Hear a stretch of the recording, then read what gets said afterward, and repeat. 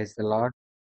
ప్రభు అయిన యేసుక్రీస్తు పరిశుద్ధ నామంలో దేవుని ప్రియులైన మీ అందరికీ వందనాలు తెలియజేస్తున్నాను. ఈ సమయమందు మనం కొరింథీయులకు రాసిన మొదటి పత్రిక 15వ అధ్యాయాన్ని ధ్యానం చేసుకుందాము. ప్రియ విశ్వాసులారా, బైబిల్ గ్రంథం అంతట్లో ప్రత్యేకమైన అధ్యాయం అని ఈ అధ్యాయాన్ని చెప్పవచ్చు. ఎందుకంటే క్రీస్తు పునరుత్థానం. అలాగే క్రీస్తు ఎలాగూ పునరుత్థానుడయ్యాడో ఆయన యందు విశ్వాసం ఉంచిన ప్రతి విశ్వాసి పునరుత్థాన శరీరంతో లేచి ఆయన ఎదుట ఆయన రాజ్యంలో నిలుస్తారు అని తెలియచేయడమే ఈ యొక్క అధ్యాయం యొక్క ప్రత్యేకత. పునరుత్థానం లేనిదే సువార్త లేదు. పునరుత్థానం దేవుని కుమారుడైన క్రీస్తు మరణించిన యేసు సమాధి చేయబడి తిరిగి లేవటం, ఆయన లేపబడటం, మరణాన్ని గెలిచి లేవటం అనే అంశమే లేకపోతే క్రైస్తవం లేదు, క్రైస్తవ విశ్వాసం కూడా లేదు. అన్నీ ఉన్నాయంటే క్రీస్తు లేవబట్టే.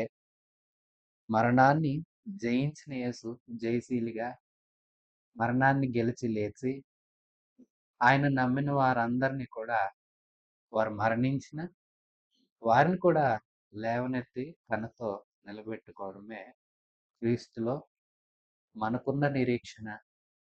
అలాగే ఒక ప్రత్యేకత అని కూడా మనం చెప్పుకోవచ్చు.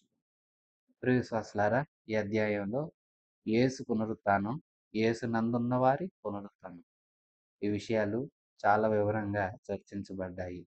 పౌలు గారు ఈ అధ్యాయం రాస్తున్నప్పుడు ఆ ప్రాంతంలో, అంటే కొరింథీ ప్రాంతంలో, అలాగే ఆయా స్థలాల్లో కొన్ని సిద్ధాంతాలు ఉన్నాయి.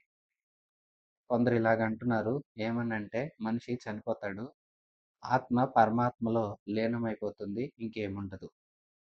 మరికొందరైతే ఒక సిద్ధాంతం చెప్తారు. ఏమని అంటారంటే శరీరం మరణిస్తది, ఇక అంతే, ఇంకేమీ లేదు, ఆత్మ లేదు, శరీర పునరుత్థానం లేదు అని కొందరు వాదిస్తున్నారు.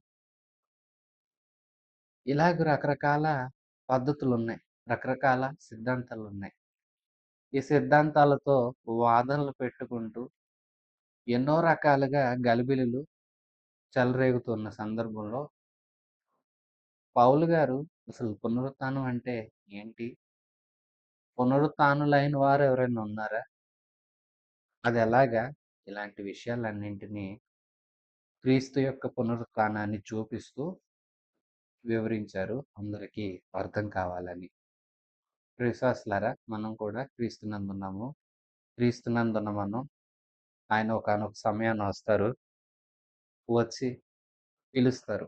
పిలిచే నాటికి మనం సజీవులుగా ఉంటే మార్పు నొంది వారి దగ్గరికి చేరతాం, మహిమ శరీరం ధరిస్తాం.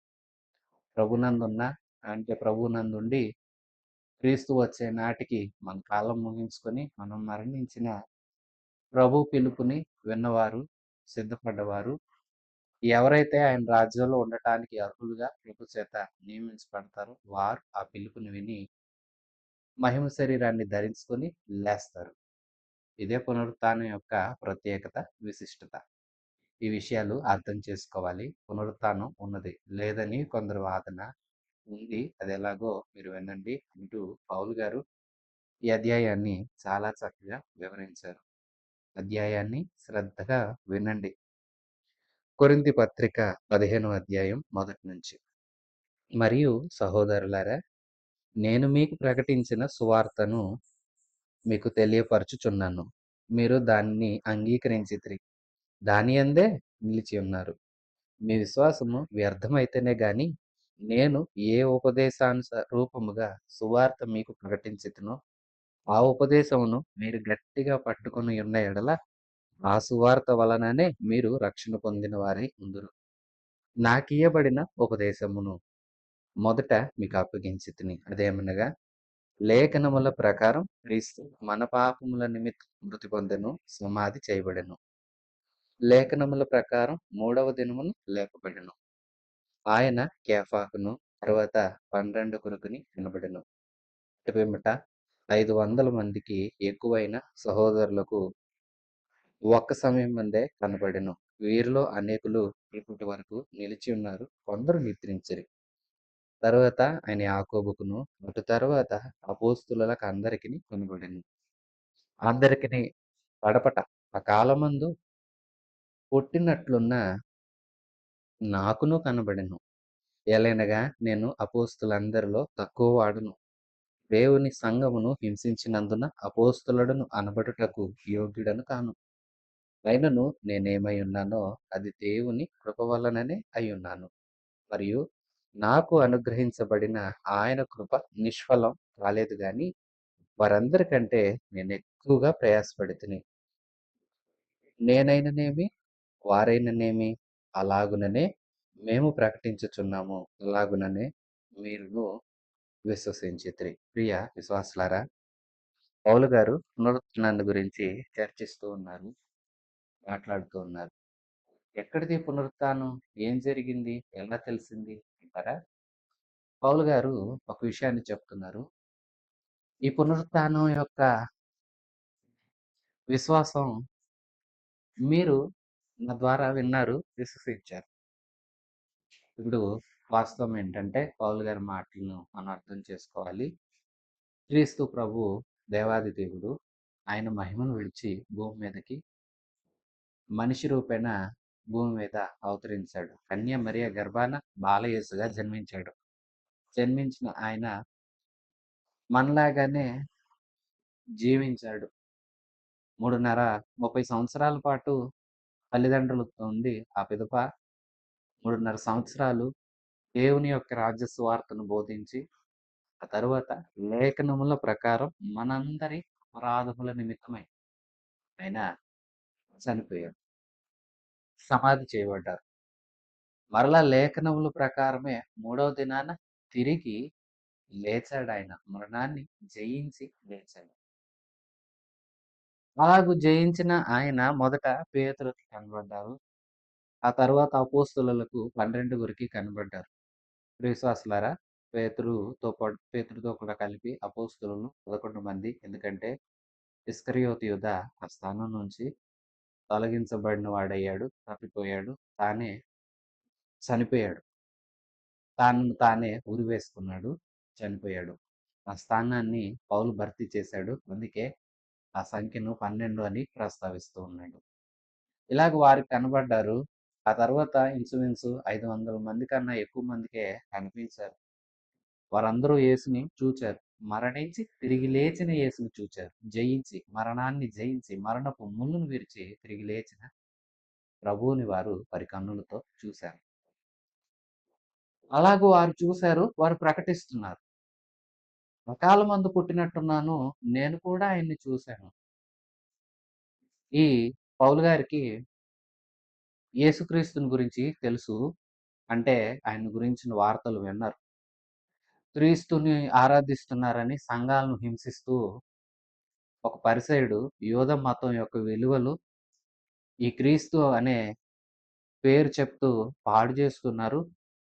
మతపు విలువలన్నీ మంటగలిసిపోతున్నాయని అందరినీ హింసించడం మొదలుపెట్టాడు పౌలు.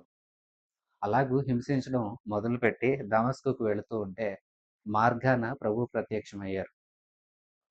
సౌలా, నువ్వెందుకు నన్ను హింసిస్తున్నావు అంటే ఆయనెవరో తెలీదు పలికినాయన. అందుకే పౌలు, ప్రభువా ఎవరు నీవు అని అడిగితే, నేను నీవు హింసిస్తున్న యేసుని. పౌలుకి అర్థమైంది, ఈ యేసు మరణించాడు. మరణించిన యేసు సమాధిని గెలిచి తిరిగి లేచాడు. పునరుత్థానుడాయన. ఇప్పుడు ఆయన యందు విశ్వాసం ఉంచిన వారందరూ ఆయన ద్వారా రక్షించబడతారు. ఎందుకంటే ఈయన సజీవుడు. మరణించి ఉండుంటే ఆయన వచ్చి రక్షిస్తాడు అనడానికి ఇక ఆశలేముంది? ప్రియ విశ్వాసులారా, ఎవరన్నా చనిపోయారు. చనిపోయిన వ్యక్తి మీద మనం ఆశలు పెట్టుకుంటామా?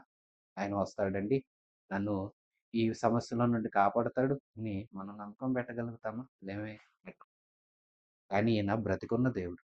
అందుకే ఈయన నామందు విశ్వాసం ఉంచడం అంటే ఈయన్ని ఎవరైతే ప్రభువుగా స్వీకరిస్తారో, ప్రభువు అని ఒప్పుకుంటారో, పాపాలను ఒప్పుకొని పశ్చాత్తాపతులవుతారో వారందరినీ రక్షకుడిగా ఉండి రక్షిస్తాడు. విమోచకుడిగా ఉండి వారి పాపము నుంచి విడిపిస్తాడు. నరకం నుండి తప్పిస్తాడు. మనతో ఉంటాడు. మనతో సహవాసం చేస్తాడు. మన ప్రభువైన యేసయ్య ఆయన జీవించుచూ ఉన్నవాడు. మృతుడనైతిని గాని నేను జీవించువాడను, యుగయుగముల సజీవుడను అంటాడు ప్రభువు.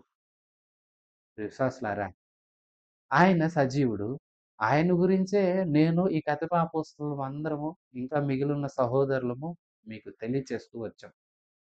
అన్ని ప్రాంతాలలో సజీవుడైన ఈ యేసుని గురించి మేము ప్రకటిస్తున్నాం. మా బోధ విన్నారు మీరు. విని ఆయన్ని నమ్మారు. ఇది శూన్యమైన విశ్వాసం కాదు. సజీవమైన విశ్వాసం. ఇదే సజీవమైన సువార్త. నాకు అప్పగింపబడిన సువార్త. లేఖనాల ప్రకారం ఆయన చనిపోయాడు, సమాధి చేయబడ్డాడు. లేఖనాల ప్రకారం తిరిగి లేచాడు. అదే నేను బోధిస్తున్నా. అదే ఆయన పునరుత్థానం. పునరుత్థానంలో ఆయన మనందరికీ ప్రథమ ఫలం, ముందు గుర్తు. ఆయనలో ఉన్నవారు మనం కూడా ఆయనలాగానే లేస్తాము. మరణం పొందుతాము గానీ, అది మన శరీరం మంటిలోనికి వెళుతుంది గానీ, మనం మంటిలోనికి వెళ్ళినా మరలా ఆయన మనల్ని మహిమ శరీరాలతో లేపుతారు. మనం కూడా ఆయన యందు యుగయుగాలు ఉంటాము అని తెలియచేయడం ద్వారా ఆయన మీద ఒక నిరీక్షణతో మీరు విశ్వసించారు కదా! మీ విశ్వాసం వ్యర్థం కానీయకండి. ఏదైతే నాకు అప్పగించబడిందో దాన్నే నేను మీకు బోధించాను. దీని నుండి మీరు తొలగిపోవద్దు. దీనిలో నిలిచుంటే మీరు రక్షింపబడతారు. ఈ సువార్త నుంచి మీరు తొలగిపోతే మీరు ఇక శిక్షకు పాత్రులవుతారు. అందుకే అలాగుండకండి. నేను అపోస్తలుని అనిపించుకోవడానికి యోగ్యుడిని కాను. నేను సంఘాన్ని హింసించాను. ఈ యేసు ఎవరో ఎరగక తిరిగాను. వ్యర్థముగా నడిచాను. కానీ ఎప్పుడైతే ఆయన ప్రత్యక్షతను పొందుకున్నానో, ఆయన సజీవుడని నేను అర్థం చేసుకున్నానో, నేను ఆయన కనులారా ఎప్పుడైతే చూసానో, ఆయన స్వరం ఎప్పుడైతే నా చెవిన పడిందో, నాడే నేను తెలుసుకున్నాను ఆయన సజీవుడు. ఆయన జీవిస్తూ ఉన్నాడు. ఆయన మనతో ఉన్నాడు. ఆయన యందు ఉన్నవారు చనిపోయినా తిరిగి లేస్తారు. ప్రభువే చెప్పారు కదా! పునరుత్థానమును, జీవమును నేనే. నా యందు విశ్వాసం ఉంచువాడు చనిపోయినను బ్రతుకుతాడు అని ప్రభువే చెప్పారు కదా! కాబట్టి ఈ విషయాన్ని అపార్థం చేసుకోవద్దు. ఇలాగ పౌలు గారు ఆయా ప్రాంతాల్లో ప్రసంగిస్తూ ఉంటే కొందరన్నారు, పునరుత్థానం ఎక్కడుంది? లేదు అంటూ నిలదీసి అడిగారు. లేఖనాలు ఎక్కడ చెప్తున్నాయ్యా? అన్నారు. విశ్వాసులారా, ఆదికాండంలో అబ్రహాము ఇస్సాకును బలి ఇవ్వటానికి వెళ్ళాడు. ప్రభువు అన్నాడు, నీవు ఇందుకు భయపడేవాడవని నాకు అర్థమైంది. నాకు భయపడేవాడవు నీవు. అతడు బలి ఇవ్వలేదు గాని, ఇచ్చి వెనక్కి తీసుకున్నట్లుగా భావించబడ్డాడు. ఎందుకంటే అబ్రహాం సిద్ధపడిపోయాడు. అది క్రీస్తు పునరుత్థానానికి సాదృశ్యం. లేవియాకాండంలో మనం బలులు చూస్తాము. 5 రకాల బలులు. బలులన్నీ క్రీస్తుకే సాదృశ్యం. 2 పొట్టేళ్లు చూస్తాము. 2 పొట్టేళ్లు యేసుక్రీస్తు యొక్క మరణ పునరుత్థానాలకు సాదృశ్యం కాదంటారా? యోనా చేప కడుపులో ఉండి తర్వాత బయటికి రావడం, సజీవుడిగా బయటికి రావడం ఇవన్నీ పునరుత్థానానికి సంకేతాలే. ఇవన్నీ పాత నిబంధన గ్రంథం యొక్క లేఖనాల్లో మనం చదువుతాం కదా! అలాగే 16వ కీర్తన, 22వ దావీదు కీర్తన, యెషయా గ్రంథం 25వ అధ్యాయం, 53వ అధ్యాయం ఇవన్నీ ఆయన మరణ పునరుత్థానాలను ఇంకా అనేక లేఖనాలు ఉన్నాయి కదా! అన్నీ తెలియచేస్తున్నది ఒకటే. ఈ క్రీస్తు అందరి పాపాల కోసం మరణించాడు, సమాధి చేయబడతాడు, తిరిగి లేస్తాడు. తిరిగి లేచిన ఆయనతో మనం యుగయుగాలు ఉంటాము. పాత నిబంధన మొదలుకొని క్రొత్త నిబంధన వరకు, నాటి నుండి నేటి వరకు ఇదే సత్యం. ఇదే బోధించబడుతూ ఉంది. ఇందుకు వేరైన బోధ మరొకటి లేదు. ఒకవేళ ఉంటే అది వ్యర్థమైనది. అది అబద్ధపు బోధ అవుతుంది. ఈ విశ్వాస క్రమంలో మీరు నిలుచున్నారా? ప్రభు మీద మీరు విశ్వాసం ఉంచారా? అయితే విశ్వాసం ఉంచిన మన విశ్వాసం వృధా కాదు, వ్యర్థము కాదు. ఇందులో నిలిచి ఉండండి. మీరు ఇందులో స్థిరులుగా ఉండండి. నేను ఆయన చూశాను. ఆయన యొక్క మరణ వార్త విన్న నేనే సజీవుడైన ఆయన శరీరాన్ని అంటే ఆయన దర్శనాన్ని నా కన్నులతో మహా వెలుగుని నేను చూశాను. ఆయన స్వరం నేను విన్నాను. సాక్షిగా చెప్తున్నాను. పౌలు చెప్పే సువార్త సాక్ష్యం. అది సత్యం. అది అబద్ధం కాదు. సాక్షిగా చెప్తున్నాడు. అదిగో ఖాళీ సమాధి. నేటికి యేసు ఎక్కడైతే సమాధి చేయబడ్డారో ఆ సమాధి తిరిగి లేచిన తర్వాత యేసు ప్రభు సమాధి నుండి బయటకు వచ్చిన మాట నుంచి నేటి వరకు ఖాళీగానే ఉంది. అది మనకు ఆనవాలే. ఇలాగే పౌలు ఈ పత్రిక రాస్తున్న సమయానికి అనేకులు యేసు ప్రభువుని చూసిన వారు జీవించే ఉన్నారు. కొందరైతే కాలంలో, వారి సమయంలో, వారి యాత్రలో వెళ్ళిపోయారు. అలాగే కొందరు ఇప్పటికి నిలిచి ఉన్నారు. అదే పౌలు గారు చెప్తున్నారు. నేను ఉన్నాను. ఇప్పటికి యేసుని చూచిన వారు ఇంకా కొందరు నిలిచే ఉన్నారు అని కొరింథీయులకు పౌలు గారు సాక్ష్యం ఇస్తున్నారు. అయితే నేను ఇలాంటి దౌర్భాగ్యపు స్థితిలో సంఘాన్ని హింసిస్తూ తిరిగినప్పటికీ నా ప్రభు తన కృప చేత నన్ను హెచ్చించి అపోస్తలుడనని చెప్పుకునే భాగ్యం లేకపోయినా అపోస్తలులందరికంటే ఎక్కువగా ప్రయాసపడే కృపనిచ్చారు. నేనేమయ్యున్నా అది దేవుని కృపతోనే అయ్యున్నాను. కృపతోనే ఈ అపోస్తలత్వాన్ని పొందుకున్నాను. ఈ పొందుకున్న నేను, ఆయన్ని చూచిన నేను, ఆయన యొక్క స్వరాన్ని విన్న నేను మీకు సాక్ష్యం చెప్తున్నాను. ఇది అబద్ధం కాదు. ఇది సత్యం. దానికి ఇదిగో ఇవే రుజువులు. మీరు తెలుసుకోనండి. ఏంటి పునరుత్థానం లేదంటారా? ఎందుకలా మాట్లాడుతున్నారు? అయితే వివరాలు వినండి అంటూ ఇంకా చెప్తున్నారు 12వ వచనం నుంచి. క్రీస్తు మృతులలో నుండి లేపబడి ఉన్నాడని ప్రకటించుచుండగా మీలో కొందరు మృతుల పునరుత్థానం లేదని ఎట్లా చెప్తున్నారు? మృతులు పునరుత్థానం లేని ఎడల క్రీస్తు కూడా లేపబడి ఉండలేదు. మరియు క్రీస్తు లేపబడని ఎడల మేము చేయు ప్రకటన వ్యర్థమే. మీ విశ్వాసము వ్యర్థమే. దేవుడు క్రీస్తును లేపెనని ఆయన్ను గురించి మేము సాక్ష్యం చెప్పి ఉన్నాం గదా!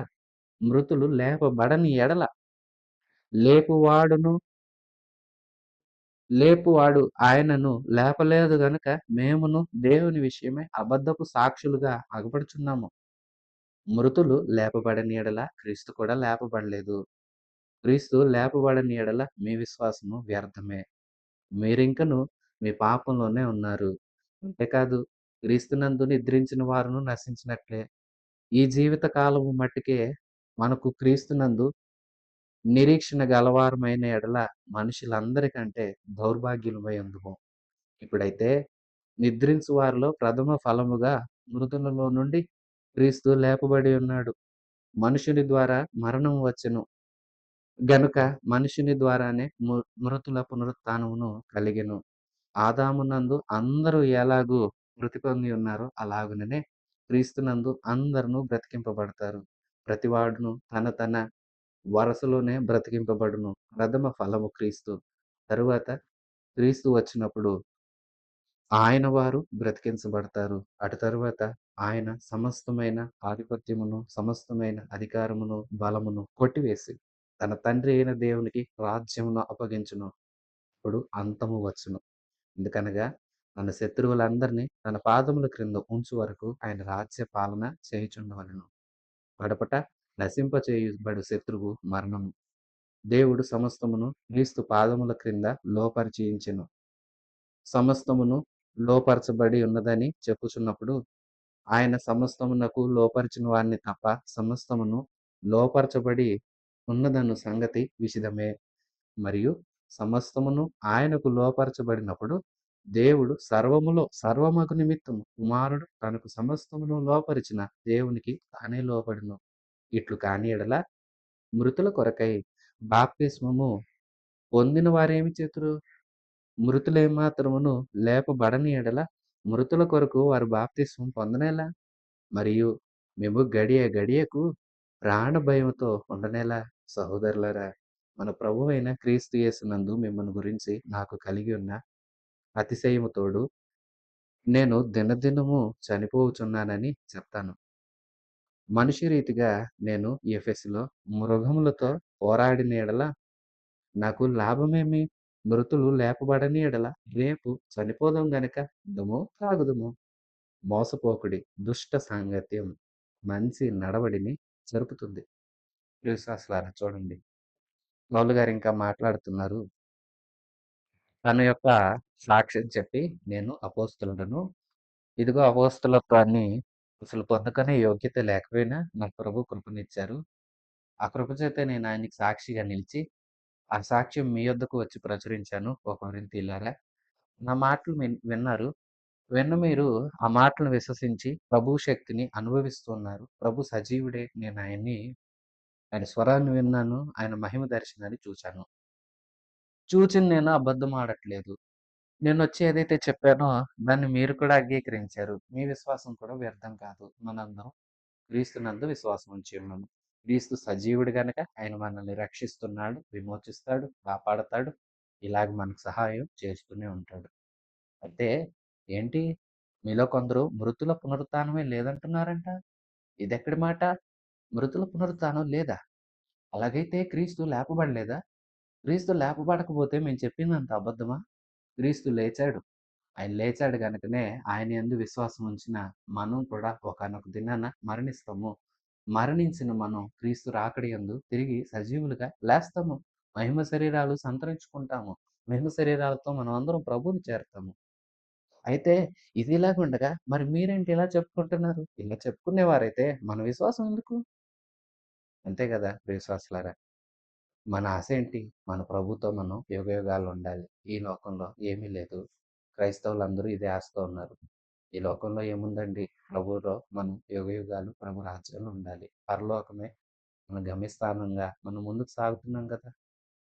ఈ లోకంలో ఉన్న మనము, ఈ లోకంలో ప్రభువు మనకు అనుగ్రహించిన ఈ సేవ, ఈ సువార్త పరిచర్య ఇతరులకు మనం చేసి, ఇతరులు కూడా ప్రభువుని తెలుసుకునేలాగా చేస్తూ, ఈ లోకంలో సేవ చేయడానికే మనం పంపబడ్డాం గదా! పంపబడ్డ మనం మరలా ఎవరి చేత పంపబడ్డామో ఆ ప్రభు దగ్గరికే వెళ్ళిపోతాం గదా! ఆయన రాజ్యానికి వెళ్ళిపోతాం గదా! ఇది మన ఆశ కదా! ఈ ఆశతో ముందుకు సాగుతున్న మనం లోకంలో చాలా ఇంటిని వదులుకుంటున్నాం కదా! చాలా విషయాల్లో స్వతంత్రము, హక్కులు ఉన్నప్పటికీ చాలా విషయాల్లో మనం కాదనుకుని ఎవరికి ఆటంకంగా ఉండకూడదని మనల్ని మనం అన్ని విషయాల్లో కట్టడి చేసుకుంటూ ప్రభుకి ఇలాగుంటే నచ్చమని ఏవైతే నచ్చమనుకున్నామో వాటన్నింటిని విసర్జించి ముందుకు సాగుతున్నాం కదా! మరి ఇదంతా ఎందుకు? అసలు ఈ విశ్వాసం ఎందుకు? క్రీస్తు లేపబడకపోతే అసలు విశ్వాసమే లేదు కదా! మీరు మృతుల పునరుత్థానమే లేదని ఎట్లా చెప్తారు? క్రీస్తు లేచారు. ఆయన మనందరికీ ప్రథమ ఫలం. విశ్వాసులారా పంట పండిస్తారు. అందులో మొదటిది తీసుకొనొచ్చి ప్రథమ ఫలంగా దేవునికి అర్పిస్తారు. మొదటిది దేవుడిదంటే అంతా దేవుడిదే. కానీ మొదటిది ఆయనకి జ్ఞాపకార్థంగా అర్పించారు. అర్పించారు అంటే అంతా ఆయనదే కదా! అలాగే ప్రథమ ఫలంగా ఆయన లేపబడట్లే. ఆయనలాగానే ఆయన యందు విశ్వాసం ఉంచిన మనం కూడా లేస్తాం గదా! మీరు లేదని చెప్తే మీ విశ్వాసం వ్యర్థం గదా! నా సాక్ష్యం వ్యర్థం గదా! మేము అబద్ధం చెప్పినట్లు అవుతది కదా! రేపసలు ఈ సంఘం ఎందుకు? ఈ సంఘంలో మీరు చేరటం ఎందుకు? ఈ సంఘంలోకి రావటం ఎందుకు? విశ్వాసం ఉంచడం ఎందుకు? విశ్వాసంతో ఆరాధన చేయడం ఎందుకు? నేడు చనిపోతాం గాబట్టి, రేపు ఎప్పుడో చనిపోతాం గాబట్టి, ఈ విశ్వాసం ఏమీ లేనప్పుడు ఈ బాప్తిస్మం ఎందుకు? బాప్తిస్మం అంటే క్రీస్తులోనికి సంయుక్తత. అంటే క్రీస్తులోనికి మనం పాలు భాగస్థులవుతున్నాం. క్రీస్తు అనుభవాల్లోకి మనం వెళుతున్నాం. ఒక విధంగా చెప్పాలంటే క్రీస్తుని మనలోకి, మనం క్రీస్తులోనికి ఒకరిలో ఒకరు పాలి భాగస్థులవుతున్నట్టు భావించే బాప్తిస్మం పొందుతాము. మరి క్రీస్తు లేపబడకుండా ఇంకా చనిపోయిన స్థితిలోనే మృతుడుగా ఉండుంటే, మృతులతో మనకు బాప్తిస్మం ఎందుకు? మృతుడు కాదు సజీవుడు. సజీవుడని నమ్మి కదా మనం ఆయనకు బాప్తిస్మం పొందుతున్నాము. మరి బాప్తిస్మాలెందుకు? ఈ విశ్వాసం ఎందుకు? ఈ సంఘాలెందుకు? ఎప్పుడో చనిపోతాం గాబట్టి తిందాము, త్రాగుదాము. ఇంకెందుకు? ఎంత చక్కగా చెప్తున్నాడో చూడండి. ఇలాగైతే నేను దినదినం ఎందుకు కష్టపడుతున్నా? ఇలాగైతే అపోస్తలుమైన మేము పానార్పణంగా పోయబడుతున్నామెందుకు? దినదినం ప్రాణ భయంతో ఎందుకు బ్రతుకుతున్నాము?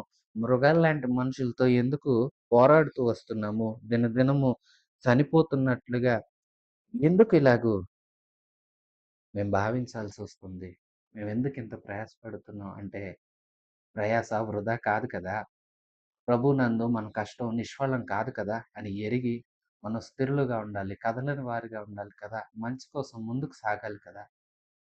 మంచి కోసం మనం ముందుకు సాగాలంటే ఈ దేవుడిని హత్తుకుని ఉండాలి కదా! ఈ దేవుడు ఎలాగైతే లేచాడో, మీందున్న వారిని అలాగే లేపుతాడన్న విశ్వాసంతోనే, ఆ ఉద్దేశంతోనే ఆయనకి నచ్చినట్లుగా బ్రతుకుతూ, మనం ఆయన బిడ్డలాగా బ్రతకాలని లోకంలో నుంచి ప్రత్యేకించి సాగుతున్న ఈ యాత్ర ఎందుకు? రేపు చనిపోదుం గనక తిందుము, త్రాగుదుము. అంతేనా? మోసపోకండి. దుష్ట సాంగత్యం మంచి నడవడికను కూడా చెరిపివేస్తుంది. ఇదిగో మీరంటున్నారే మీలో కొందరు అది దుష్టుల మాట. దుష్టమైన ఆ మనుషులతో మీరు స్నేహం చేయొద్దు. మీ మంచి ప్రవర్తన కూడా చెడిపోతుంది. మీ విశ్వాసం కూడా వ్యర్థమైపోతుంది. మా సాక్ష్యం కూడా అబద్ధమైపోతుంది. అలాంటి వారి దగ్గరికి పోకండి. అలాంటి వారి మాటలు వినకండి. ఒకటి గుర్తించండి. క్రీస్తు మృతులలో నుండి సజీవుడిగా లేపబడ్డాడు. ఆయన్ని ఆరాధించే మనం కూడా సజీవులంగా లేస్తాము. ప్రభుతో యుగయుగాలు ఉంటాము. యేసు లేస్తారు. ఇదిగో కొంత సమయం ఉంది. ఆ సమయం తర్వాత సమస్త బలమును, ఆధిపత్యాన్ని అన్నిటిని కొట్టివేస్తాడు. ప్రభువు రాజ్య పరిపాలన చేస్తాడు. తర్వాత అన్ని అధికారాలు తండ్రికి అప్పజెప్పి తాను కూడా తండ్రికి లోబడుతున్నాడు ప్రభువు. మనం ఆయనతో, ఆయన మనతో, మనందరం తండ్రితో యుగయుగాలు ఆనందిస్తాము. ఒక మహోజ్వలమైన రాజ్యం మన కోసం వేచి ఉంది. ఆ రాజ్యం కోసం మనం కూడా నిరీక్షిస్తూ సాగుతున్నాం. ఇది మన గురి. ఇది మన గమ్యం. ఆ రాజ్యానికి మనం లేస్తాము. ప్రభువే మనల్ని లేవనెత్తి, చనిపోయిన, జీవించి ఉన్న మనల్ని ఆయన రాజ్యంలో ఆయన పిల్లలైన వారందరినీ స్వీకరిస్తాడు. రాజ్యంలో ఉండనిస్తాడు. ఇది మన ఆశ. ఇదే మన గురి. ఇదే మన గమ్యం. మోసపోవద్దు. మనుషులు మోసం చేస్తారు. దుష్టులతో సాంగత్యం చేయొద్దు. స్నేహం చేయొద్దు. ఎందుకంటే ఆళ్ళు మంచి నడవడి గలవారిని కూడా చెరిపేస్తారు. నిజమే కదా ప్రియ విశ్వాసులారా! మీ మిత్రుల్ని చూడండి. వారి అలవాట్లు మీకు కూడా అంటుతాయి. జాగ్రత్త. వారు చెడ్డవారు, చెడ్డ అలవాట్లు గలవారైతే వారికి దూరంగా ఉండటం మీకెంతైనా మంచిది. ఎందుకంటే వాళ్ళ అలవాట్లు మీకు వస్తాయేమో. అందుకోసం మీరు మంచివారైనా సరే మీ ప్రవర్తన, మాట తీరు చెడిపోయే అవకాశం ఉంది గనక చెడ్డవారికి దూరంగా ఉండటం ఎంతైనా మంచిది. మంచివారితో స్నేహం చేయండి. భక్తిపరులతో స్నేహం చేయండి. మిమ్మల్ని విశ్వాసంలో ఇంకంత బలపరిచే వారితో స్నేహం చేయండి గానీ, మీకున్న విశ్వాసం, నిరీక్షణ, గురి, గమ్యాన్ని తప్పించే వారితో స్నేహం చేయొద్దు. దూరంగా ఉండండి అని పౌలు గారు స్పష్టంగా చెప్తున్నారు. 34వ వచనం నుంచి. నీతి ప్రవర్తన గలవారై మేల్కొని పాపం చేయకుడి. దేవుని గురించిన జ్ఞానం కొందరికి లేదు. మీకు సిగ్గు కలుగుటకై ఇట్లా చెప్తున్నాను. అయితే మృతులెలాగు లేతురు? వారిట్టి శరీరంతో వత్తురని ఒకడడుగును. ఓ అవివేకి! నీవు విత్తినది చచ్చితేనే గాని బ్రతికింపబడదు కదా! నీవు విత్తినది చూడగా అది గోధుమ గింజైనా సరే, మరి ఏ గింజైనా సరే, వట్టి గింజనే విత్తుతున్నావు గాని పుట్టబోవు శరీరమును విత్తుటలేదు. అయితే దేవుడే తన చిత్తం ప్రకారం నీవు విత్తిన దానికి శరీరం ఇచ్చును. మరియు ప్రతి విత్తనమునకును దాని దాని శరీరమును ఇచ్చుచున్నాడు. మాంసమంతయు ఒక విధమైనది కాదు. మనిషి మాంసం వేరు, మృగ మాంసం వేరు, మాం చే పక్షి మాంసం వేరు, చేప మాంసం వేరు. మరియు ఆకాశ వస్తు రూపములు కలవు, భూవస్తు రూపములు కలవు. ఆకాశ వస్తు రూపముల మహిమ వేరు, భూవస్తు రూపముల మహిమ వేరు. సూర్యుని మహిమ వేరు, చంద్రుని మహిమ వేరు, నక్షత్రముల మహిమ వేరు. మహిమను బట్టి ఒక నక్షత్రమునకును మరి ఒక నక్షత్రమునకును భేదములు కలదు కదా. మృతుల పునరుత్థానము అలాగే. శరీరం క్షయమైనదిగా విత్తబడి అక్షయమైనదిగా లేపబడును. ఘనహీనమైనదిగా విత్తబడి మహిమ గలదిగా లేపబడును. బలహీనమైనదిగా విత్తబడి బలమైనదిగా లేపబడును. ప్రకృతి సంబంధమైన శరీరముగా విత్తబడి ఆత్మ సంబంధ శరీరముగా లేపబడును. ప్రకృతి సంబంధమైన శరీరం ఉన్నది గనుక ఆత్మ సంబంధమైన శరీరం కూడా ఉంది. ఇందు విషయమై ఆదాము మొదటి మనుష్యుడు జీవించు ప్రాణి ఆయనని వ్రాయబడినది. కడపటి ఆదాము జీవింపచేయు ఆత్మ ఆయను. ఆత్మ సంబంధమైనది మొదట కలిగినది కాదు. ప్రకృతి సంబంధమైనదే మొదట కలిగినది. తర్వాత ఆత్మ సంబంధమైనది. మొదటి మనుష్యుడు భూ సంబంధి అయి మంటి నుండి పుట్టినవాడు. రెండవ మనుష్యుడు పరలోకము నుండి వచ్చినవాడు. మంటి నుండి పుట్టిన వాడెటివాడో మంటి నుండి పుట్టినవారు అటివారే. పరలోకమందు పరలోక సంబంధి ఎటివాడో పరలోక సంబంధులను అటివారే. మరియు మనము మంటి నుండి పుట్టిన వాని పోలికను ధరించిన ప్రకారం పరలోక సంబంధి పోలికయు ధరింతుము. సహోదరులారా, నేను చెప్పినది ఏమనగా రక్త మాంసములు దేవుని రాజ్యమును స్వతంత్రించుకొన నేరవు. క్షయత అక్షయతను స్వతంత్రించుకొనదు. ఇదిగో మీకు ఒక మర్మం తెలుపుచున్నాను. మనమందరము నిద్రించుము గాని నిమిషములో ఒక రెప్పపాటును పెడబూర మ్రోగగానే మనమందరము మార్పు పొందుదుము. బూర మ్రోగును, అప్పుడు మృతులు అక్షయులుగా లేపబడుదురు. మనము మార్పు పొందుతాం. క్షయమైన ఈ శరీరం అక్షయతను ధరించుకొనవలసి ఉన్నది. మర్త్యమైన ఈ శరీరం అమర్త్యతను ధరించుకొనవలసి ఉన్నది. ఈ క్షయమైనది అక్షయతను ధరించుకొనినప్పుడు, ఈ మర్త్యమైనది అమర్త్యమును ధరించుకొనున్నప్పుడు, విజయమందు మరణము మృంగివేయబడెను అను రాయబడిన వాక్యము నెరవేరును. ఓ మరణమా, నీ విజయమెక్కడ? ఓ మరణమా, నీ ముల్లెక్కడ?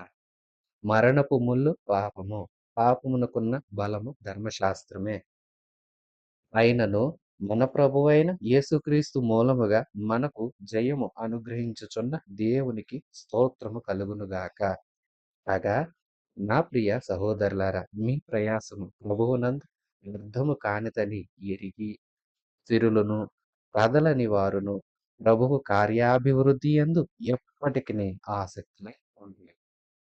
ప్రియవిశ్వాసులారా, ఇంత చెప్తున్నాను కదా! ఇంత చెప్పాక మీలో కొందరు అడుగుతారు, అంటే మనం ఎలా లేస్తాం? ఏ శరీరంతో లేస్తాం? మనం చనిపోతున్నాం కదా! అంటారు మీరు. నిజమే విశ్వాసులారా. మనం చనిపోతాము. సమయం వచ్చినప్పుడు. ఎవరికైతే మరణం సంభవిస్తుందో వారు మరణిస్తారు.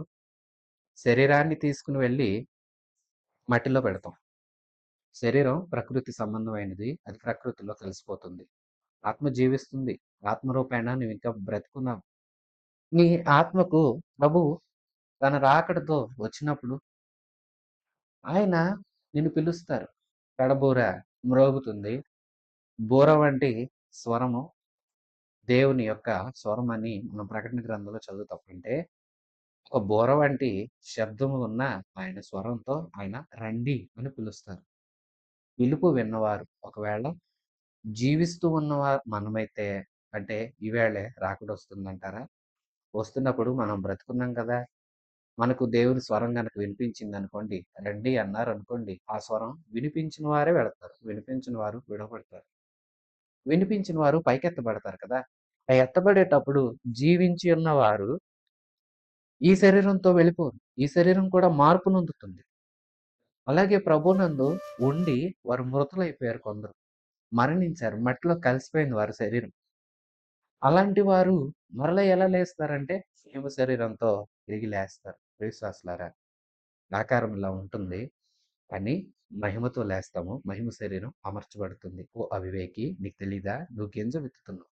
విత్తేదేంటి? గింజ. గోధుమ గింజ అయినా మరి ఏ గింజ అయినా. నువ్వు గింజను విత్తుతున్నావు గానీ భూమిలో చెట్టుని విత్తుతున్నావా? లేదే. నువ్వు చిన్న విత్తనం వేస్తున్నావు. ఆ విత్తనం లోపలికి వెళ్ళి చచ్చిపోతది. దానికి ఒక శరీరం అమరుస్తాడు దేవుడు. అది మరలా భూమిలో నుంచి మొలకెత్తి పైకొచ్చి, మరలా దాని రూపాన్ని బట్టి అది ఏ విత్తనం వేశావో దానికి తగ్గ మొక్కో లేదా చెట్టో ఏర్పాటైనప్పుడు దాని నుండి అనేకమైన విత్తనాలు ఎలా వస్తున్నాయో, మన పునరుత్థానం కూడా అలాగే ఉంటుంది. చనిపోతామా? మన శరీరం మంటి పాలవుతుందా? మన్నైనది మన్ను వలె అయిపోతుందా? మన్నైపోతేనేమి? ప్రభువు మహిమతో మనల్ని లేపుతారు. లేపబడతాము. ఆయన దగ్గరికి మనం వెళ్తాము. యుగాలు ఆయనతో ఉంటాం. మీరు తెలుసుకోరా? అలాగే అన్ని విషయాల్లో మీరు శ్రద్ధ తీసుకోరా? మీరు గమనించండి. సూర్య, చంద్ర, నక్షత్రాలు అలాగే అనేక గోళాలు, ఉపగ్రహాలు ఎన్నో ఉన్నాయి కదా! దేని మహిమ దానిదే. దేని ప్రత్యేకత దానిదే. అలాగే మనం కూడా ప్రభునందు ఉండి చనిపోయామా? ప్రభు స్వరం వింటాము. మహిమ శరీరంతో తిరిగి లేపబడతాం. రెప్పపాటులో మన ఎదుట నిలుస్తాం. ఒకవేళ మనం జీవించే ఉన్నామా? జీవించి ఉండి ఆయనకు నచ్చేటట్లుగా ఉన్నామా? అప్పుడు ఆయన మనల్ని పిలుస్తాడు. బ్రతికున్నా సరే మనం రెప్పపాటులో మేఘాల మీద ఆయన యొద్దకు కొనిపోబడతాం. మహిమ శరీరాన్ని ధరించుకుంటాం. ఇప్పుడున్నది ప్రకృతి సంబంధమైన మట్టి శరీరం. ప్రియవిశ్వాసులారా, మనిషి మంటి నుండి కలగ చేయబడ్డాడు. మంటి అంటే చెత్తాచెదారం. మనిషి దేవుని సృష్టి, ఈ అద్భుతమైన సృష్టినంతా చెత్తతో నింపగలడు. విశ్వాసులారా, చూసారా? అలాంటి మట్టి మనుషులం మనం. ఈ మట్టిలోనే కలిసిపోతుంది. ఆత్మ నూతన శరీరం అంటే పునరుత్థాన శరీరాన్ని ధరించుకొని దానికి ఆధ్యాత్మిక లక్షణాలు ఉంటాయి. ఆ శరీరంతోనే దేవుని దగ్గరకు వెళతాం. ఈ మట్టి శరీరంతో మనం పరలోకం వెళ్ళినా అక్కడ మహిమ మన కన్నులకు కనిపించదు. అక్కడ ఏది మనకు అర్థం కాదు. అసలు మనం చేరలేము. ప్రభు మహిమను ఈ శరీరంతో చూడలేము. అందుకే పౌలు గారు అంటారు, గుడారం శిథిలమైపోతుంది. దీనిపైన మరొక అమర్త్యమైన మహిమగల గుడారాన్ని ధరించుకొని ప్రభు దగ్గరికి వెళతాం. ఇప్పుడున్నాను, నేను ప్రభువుకు దూరంగా ఉన్నా. నేను ఒకవేళ చనిపోతే ప్రభువుకు దగ్గరగా ఆయన రాజ్యానికి వెళతాను. ఈ నిరీక్షణతో నేనున్నాను అంటారు కదా! అలాగే మనం కూడా తెలుసుకోవాలి. మొదటి మనిషి ప్రకృతి సంబంధి అయిన వాడు పాపం ద్వారా మరణానికి లోనయ్యే శరీరం కలిగి ఉన్నాడు. రెండవ ఆదాము ఒక మనిషి వలన ఎలాగ మరణం వచ్చిందో ఒక మనిషి వలన పునరుత్థానం వచ్చింది. పాపము మరణాన్ని తీసుకొచ్చిన మనిషి మొదటి ఆదాము శరీరం సంబంధి, ప్రకృతి సంబంధి. జీవాన్ని దేవుని రాజ్యానికి చేర్చే భాగ్యాన్ని, ఆ మార్గాన్ని మనకిచ్చింది రెండవ ఆదాము. ఈయన మట్టి మనిషి కాదు, పరలోకం నుండి వచ్చిన మహిమ మనిషి. మట్టి మనిషి పోలిక మనందరిలో ఉంది కదా! అలాగే ప్రభువునందు మనం ఉంటే మహిమ మనిషి అయిన ఆ ప్రభు పోలికలో మనం మారతాం. ఈ మట్టి శరీరం ఇక్కడే విడిచిపెడతాం. ప్రభువులాంటి మహిమ శరీరాన్ని మనం పొందుకొని ప్రభువులోకి వెళ్తాం. మెట్టుకు మృతులు లేస్తారు. లేపబడిన వారిలో మొదటివాడు ప్రభువు. ఆయన ఎలా లేపబడ్డాడో, ఆయన యందు విశ్వాసం ఉంచిన వారందరూ, విశ్వాసం ఉంచడం అంటే ఏంటి? ఆయన్ని ప్రభువని స్వీకరించడం. ఆయన నాతో, నేను ఆయనతో సంబంధం కలిగి ఉంటాం. నమ్మాను అని మనసులో చెప్పడం కాదు. నమ్మాను అని నోటి మాటతో చెప్పడం కాదు. నమ్మిన నేను ఆయనతో ఒక సహవాసాన్ని ఏర్పాటు చేసుకొని, ఆయనకి నచ్చినట్లుగా ఈ భూమి మీద నేను జీవిస్తే, ఈ జీవించే నేను రాజ్యంలో మహిమ శరీరంతో, అంటే ఈ మట్టి శరీరాన్ని విడిచిపెట్టి పునరుత్థాన మహిమ శరీరాన్ని ధరించుకుంటాను.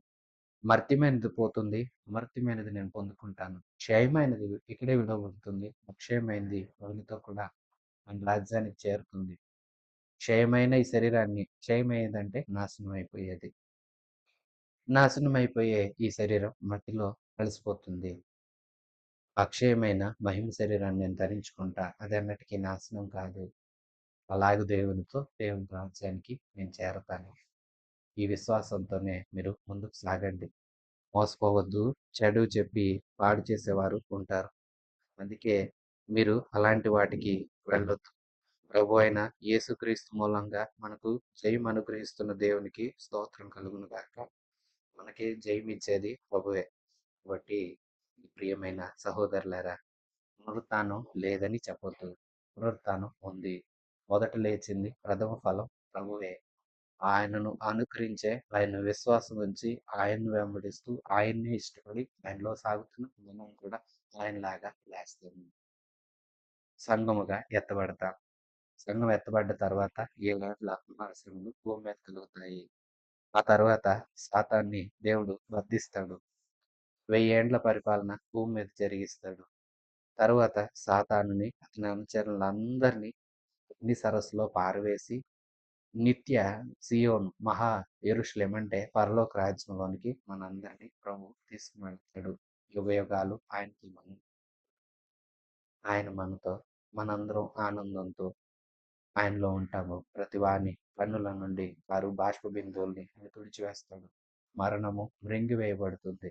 మరణపు ముల్లు విరిచాడు ప్రభు. మరణానికున్న ముల్లు పాపం. పాపానికున్న బలం ధర్మశాస్త్రం. ధర్మశాస్త్రాన్ని ప్రభు నెరవేర్చాడు. ద్వారా బలం తగ్గిపోయింది.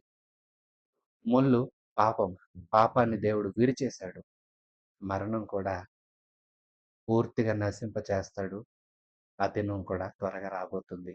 ప్రభువు వచ్చినప్పుడు, ప్రభువులోకి అందరం చేరుకున్నప్పుడు మరణం అనేది ఇక ఆగిపోతుంది.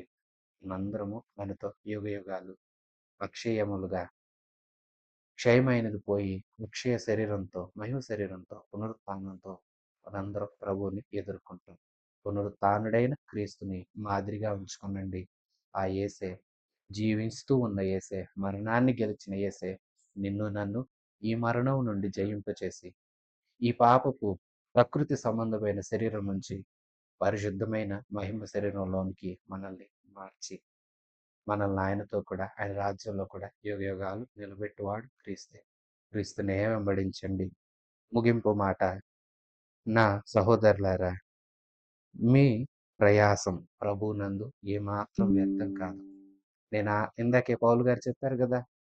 ఏమంటున్నాడు? దినదినం నేనెందుకు శ్రమ పడుతున్నాను? మృగాల్లాంటి వాళ్ళతో ఎందుకు పోరాడుతున్నా? ఈ సాక్ష్యం కోసమే కదా! ఈ యేసు కోసమే కదా! నాకొక నిరీక్షణ ఉంది. నా ప్రయాస వ్యర్థం కాదు. నేను ప్రభు కోసం దెబ్బలు తింటానా? కష్టపడతానా, దూషణలు అనుభవిస్తానా, మాటలు పడతానా, ఇవన్నీ ఇక్కడ నా శ్రమలన్నీ పరలోకంలో నాకు బహుమానాలు తెస్తాయి. నా ప్రయాస వృధా కాదు. నిజమే. నువ్వు కష్టపడ్డావు. కష్టపడ్డ దానికి ఏదన్నా బహుమానం వస్తుందంటే సంతోషమే కదా! అప్పుడు ఇంకా కష్టపడగలుగుతాం కదా! అలాగే ఈ భూమి మీద నీ కష్టానికి పరలోకమందు నువ్వు బహుమతి పొందుతావు. నీ ప్రయాస వృధా కానేరదు అని మీరు తెలుసుకొనండి. స్థిరులుగా ఉండండి. కదలని వారుగా ఉండండి. ఎందుకో తెలుసా? దుష్టులొస్తారు. వాళ్ళు చెడ్డ మాటలు చెప్పి మీ మనసు చెడగొడతారు. అందుకే స్థిరులుగా ఉండండి. కదలని వారుగా ఉండండి. ప్రభువులో కదలకుండా ఉండండి. లోకంలో కాదు. లోకం నుండి, పాపం నుండి కదలని వారుగా ఉంటాం అనొద్దు. లోకాన్ని, పాపాన్ని విడిచిపెట్టి ప్రభువులో కదలని వారిగా ఉండి, ప్రభువు కార్యాభివృద్ధి యందు ఎప్పటికీ ఆసక్తులుగా ఉండండి. అంటే ప్రభు కార్యాలు ఇంకా వృద్ధి అవ్వాలి. సంఘం ఇంకా వృద్ధి అవ్వాలి.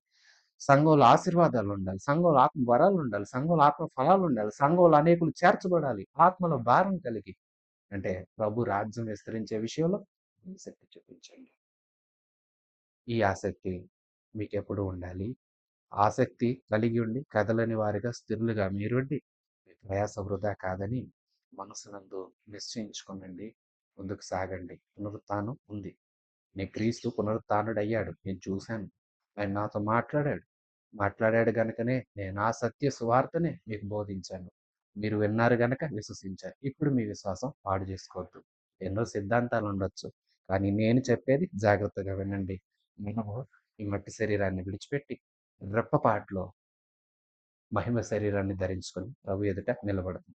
ఓ విశ్వాసి, నువ్విప్పుడు జీవిస్తున్నావా? ఇప్పుడే రాకడొచ్చినా నువ్వు ప్రభుకి ఇష్టడుగా ఉంటే నీ శరీరం మహిమ శరీరంగా మారుతుంది. నువ్వు ప్రభు దగ్గరికెళ్తావు.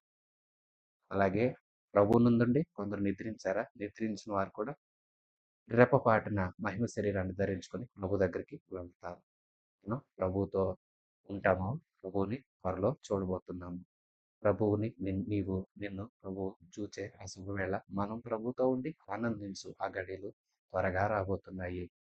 ఆ రాజ్యంలో మనకు కూడా దేవుని కృప ద్వారా స్థానము మనందరికీ అనుగ్రహించబడును గాక. ఆమేన్.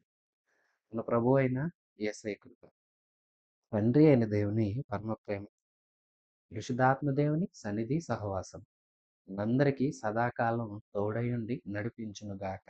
ఆమేన్. God bless you.